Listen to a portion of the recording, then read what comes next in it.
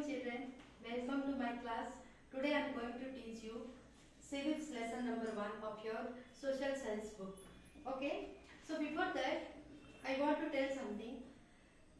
When you are seeing the football match, the cricket match, are you seeing or not children? Yes, very good. So in the during the game, if anyone is following rules or not, every game or every sports have some certain rules. Okay, so every player should obey the rules. If they will not obey the rules, they will get punished by the administrator. Okay, so here what is the rule? The rule is that which one that sports, neither anything will go smoothly. Okay, so if in a small game have some rules, so what about the nation? When the ruling of the nation, they also have some rules and regulation. Okay, the rules and regulation of the nation is known as the constitution.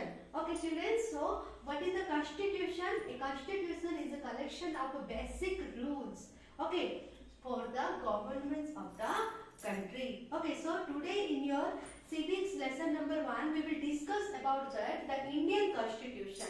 Okay, because we are living in India and we are Indians, so we have to know what is our constitution, what is our rules and regulation, and how it is controlling in the country. Okay, so first let us discuss about the constitution, which one I told you now. Constitution is a collection of basic rules for the governance of a country. Okay, so here why we need a constitution? Okay, why we need a constitution? If constitution will be not there in the country, how the country will run? Why we need the constitution? For that, trust and coordination among people. Okay, constitution, we need constitution for trust and coordination between the people.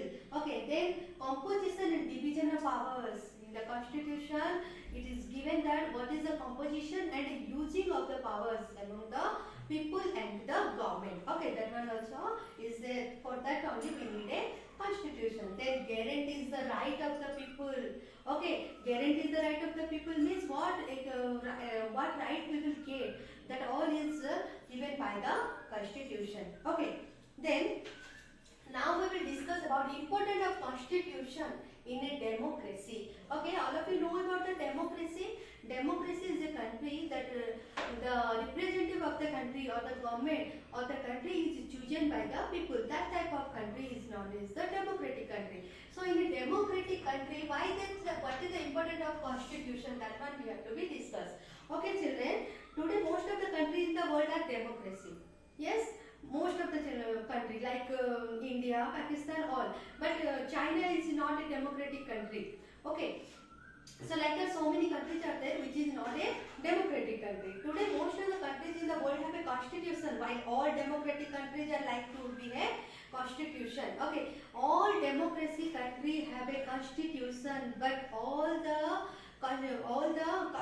it is not necessary that all countries that have a constitution is a democracy.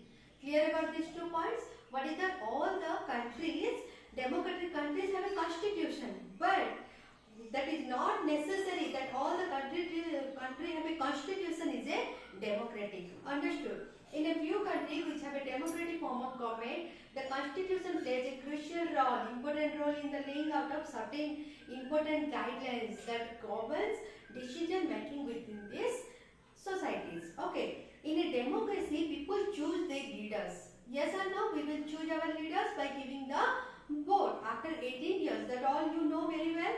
That all they can exercise power responsibly on the behalf of. However, it is possible that the leader in power might misuse their authority. In such situation, it is the constitution which safeguards people from it. Here, see children, if one small example I will give. If in your classroom, if teacher will choose one monitor and will tell to the monitor to look after the class, but that monitor, if he got one power that he will monitor in the classroom, yes, at that time if the monitor will misuse his power without doing any mistake, he will blame somebody and teacher will give punishment to them. So that is not fair. No, so constitution will look after this one. What is that? To whom people are choosing as a leader, that leader will not misuse the power. Okay, how he will give give the take care of the people and will do the faith do the some work on the favor of the people. That one who will see? The constitution will see that one. Okay. Then the constitution guarantees the fundamental right to all the citizens. Okay, some fundamental right is there, which one is given by the constitution to all the people of the country, so that they are not discriminated by anybody. The constitution also prevents the government in power from misusing the power against other less powerful people of the groups. Okay, so majority minority groups will be there. That constitution will see that majority group is showing their powers, means how that less majority powers will be not suffer. So that all will see by the constitution. Okay, the constitution also has to protect against decisions that might have an adverse effect on the large principle that the country believe in. Okay, so for this all reasons we need a constitution, and it is important for in a democratic country. Okay, next we will discuss about the key features of the Indian constitution. Features means elements. So what all are the elements is there in our constitution? Okay, so before that we will discuss, we know that India got its freedom after a long period of struggle in the beginning of the 20th century. Yes or no? We know that Britishers came to our country and they ruled over 300 years in the country. So in the beginning of the 20th century, we got our independence from the Britishers. Okay, under the authoritative rule of British, the freedom fighters and the nationalists decide to set up a such constitution which would ensure free and fair life to the people of the country. Okay, after independence, when Britishers Britishers when gave the independence to the country, after that, how the freedom fighters and some nationalists, what they decided? They decided that how the country will run now smoothly and fairly. All the people will live fair life in the country. So that they set up some rules. The rules is only constitution. They set up some constitution. Okay. So the Indian constitution was adopted on November 26, 1949. Okay, children, it is adopted on November 26 on 1949. And it came into effect from January 26, 1950. Okay, it is framed on 1949, but it is worked on from or effect from January 26, 1950. Which one we are celebrating on January 26, Republic Day. Okay. India had witnessed a long spell of colonial rule. What do you mean by colonial rule? Colonial rule means, see, we have some 7 continents from one, we are belongs to Asian continents, and Britishers are belong from European continent. So from which one continent to they are coming here, and they started the colonial rule. Okay, so inspired by the idea of liberty, equality, fraternity, our constitution makers include a separate chapter of fundamental rights. In part 3 of the constitution of India was so designed that it declared diversity while preserving national unity. Okay, in our constitution of the part 3 is written about the fundamental right of the people. Okay, that all we will discuss later. What is the fundamental rights? The key features of Indian constitution kept in mind the diversity, unity, socio-economic reforms and presentation. So these key features came by seeing of the diversity, unity and socio-economic reforms of representation. So first key features of the Indian constitution is federalism. Okay, what do you mean federalism? It refers the government of a country at more than one level. Okay, it is impossible to see one level of government to this whole country. Okay, that's why this power is distributed among the 3 tiers. Before 2 tiers of government was there, but now 3 tiers government is there. So that is known as the federalism. Okay, so what is the 3 tiers of government or 3 level of government? First one is the government at the center. Okay, so first the government is in center, then after in state, then a Panchayat Raj system. Okay, so this 3-tier level of government is known as federalism. The constitution contains a list that provides details all the issues that each level of government can make law in India. Federalism does not merely act as an agent of the federal government, but it is a power which is drawn from the constitution of the people of a state. India is governed by law and policies which are made of each level of government in India.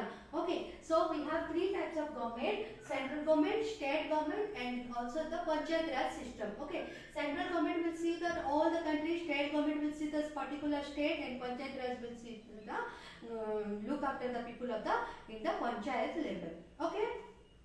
So this type of government is known as federalism. So India is also a federalism country. Then second one is your parliamentary form of government. Okay. So we have many types of government like presidential rule of government, monarchy rule of government, and our India is a parliamentary form of government. What do you mean by parliament form of government? In a parliament form of government, people elect their representative. The government stay in power as long it enjoy the confidence of the people. Okay, every citizen irrespective of his or her background can contest elections. Okay, so we are choosing our leader through this parliamentary means. In the parliament two house we have Lok Sabha and Rajya Sabha. We are choosing the Lok Sabha members directly and indirectly choose the prime minister. So this type of government is known as the parliamentary form of government. Okay. Next is your separation of power. What power is there that all will be separated? How? This power is separated by the three states. One is legislature, second one is executive, and third one is judiciary. Okay, so the legislature of India, which consists of elected representative, is called the parliament. Okay, legislature will make a new law and they will represent of the parliament. The executive is organ of the government which implement the law, law is made by the legislature. Executive part of the government will execute that law. Okay, and they will execute or implement the law. And judiciary refers to the organ of the government which settle disputes and provide the justice in the country. Means judiciary will see that anybody is breaking the law or what. If that all part will look by the judiciary. So judiciary means your high court, supreme court, district court. This all will go in a judiciary department. Okay. Then the constitution empowered the three organs with the different powers so that they keep a check on each other. These three powers will check to each other if they are working properly or not. Okay, now we will discuss about the fundamental rights. Okay, see, India had witnessed a long spell of colonial rule. Yes, colonial rule is going on in our country for 300 years.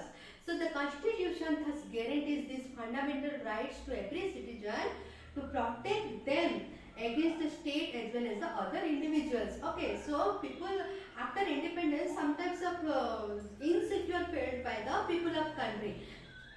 So the fundamental right is given that so that they can live freely in the country. Okay, the constitution also guarantees the right of minorities against the majority. Okay, the constitution has a section called directive principle along the fundamental rights which are ensure greater social and economic people also seven is the Indian state. Okay, the fundamental rights is dealing with the total country and the directive principle is some fundamental right which is guide to the Indian state. Okay.